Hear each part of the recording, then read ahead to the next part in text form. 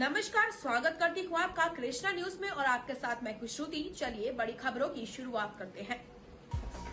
हिंदू समाज का ताना बाना बिखरता चिंता का विषय है। यह बात महामंडलेश्वर स्वामी इंद्रदेव ईश्वरानंद सरस्वती इंद्रदेव महाराज ने कोंच नगर के नई बस्ती में रहने वाले अवधेश दीक्षित के आवास पर पत्रकारों से वार्ता करते हुए कही। उन्होंने कहा कि देश का दलित और तथाकथित निचले तबके ने हिंदू और हिंदुत्व को बचाने के लिए बहुत बड़ी कुर्बानियां दी हैं। इस वर्ग को उपेक्षित रखकर हिंदुत्व को लंबे समय तक अक्षुण्ण नहीं रखा जा सकता है।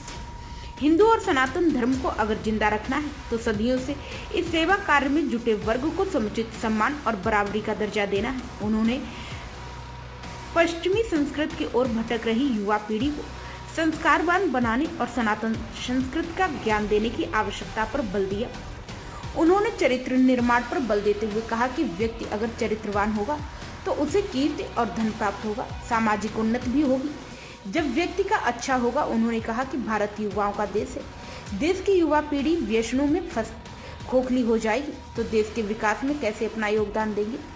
पश्चिमी संस्कृति की ओर उन्मुख हो रहे युवाओं को उन्होंने भारतीय संस्कृति के दर्शन करने और उत्कृष्ट सनातनी परंपराओं को अपनाने का आग्रह किया।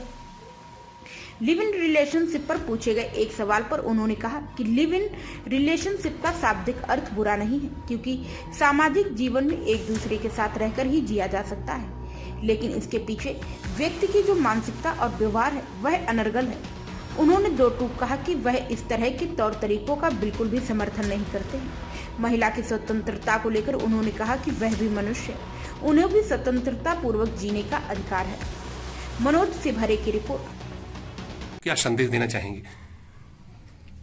श्रीमद् भागवत कथा किसी अवस्था के साथ नहीं जुड़ी है, वो मानवीय व्यवस्था से जुड़ा हुआ सब्जेक्ट है। व्यास जी ने जब इस ग्रंथ की रचना की उस समय उन्होंने पूरे युग को अपने मस्तिष्क में धारण करके ही इस ग्रंथ की रचना की। दरअसल में श्रीमद् भागवत कथा कृष्ण भगवान के ही चरित्र का वर्णन है और भगवान श्री कृष्ण का जो चरित्र है वो कर्म योग, ज्ञान योग, वैराग्य और भक्ति योग और प्रत्येक मनुष्य के लिए है। और ये देश युवाओं का है पहले से ही, और आज युवाओं की संख्या ज़्यादा है। तो युवा ही हमारे देश को, परिवार को चलाते हैं। तो युवाओं को सत्संग है और मेरा जो उद्देश्य भागवत को लेकर वो ये है कि कैसे भी करके युवा व्यसन में ना पड़े।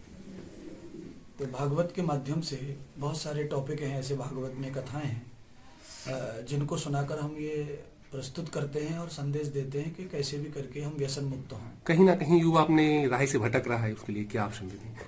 बिल्कुल, युवा राह से भटक रहा है, उसके लिए उसको फ्रीडम है, स्वतंत्रता बहुत है मीडिया की, और उसको ये इंटरनेट की वजह से उसको पूरी दुनिया की जानकारी घर बैठे मिल रही है।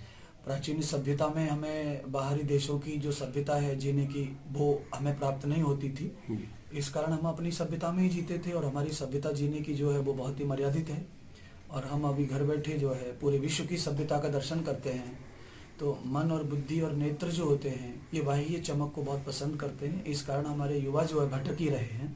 तो हम कोशिश कर रहे हैं यदा यदा जगह जगह जाकर कि कैसे भी करके हम युवाओं को समझाने का प्रयत्न कर रहे हैं कथा के माध्यम से कि भगवान श्री कृष्ण जो है 100 साल से भी ज़्यादा युवान रहे, और युवा रह करके भी उन्होंने हमेशा कर्मयोग, वैराग्य योग और पूरे पुरुषार्थ को ही उन्होंने अपने साथ रखा और वही संदेश मनुष्य को दिया। भागवत कथा भी वही संदेश देती है कि आदमी को सबसे पहले अपने चरित्र का पूर्णतः निर्माण करना चाहिए, उससे ही उसकी कीर्ति जाती है, उससे उसे धन प्राप्त होता है, उससे ही वो धन का प्रयोग भी कर पाता है। और सामाजिक उन्नति तभी होगी जब चरित्र आपका अच्छा है, नहीं तो समाज आपको नकारता है। तो अपने आसपास के लेटेस्ट खबरें देखने के लिए हमारे चैनल कृष्णा न्यूज को लाइक एवं सब्सक्राइब अवश्य करें। साथ ही बेल का आइकन दबाएं जिससे आपको आसपास की सभी न्यूज टाइम पर मिलती रहे, और कमेंट कर हमें अपने सुझाव जरूर दें।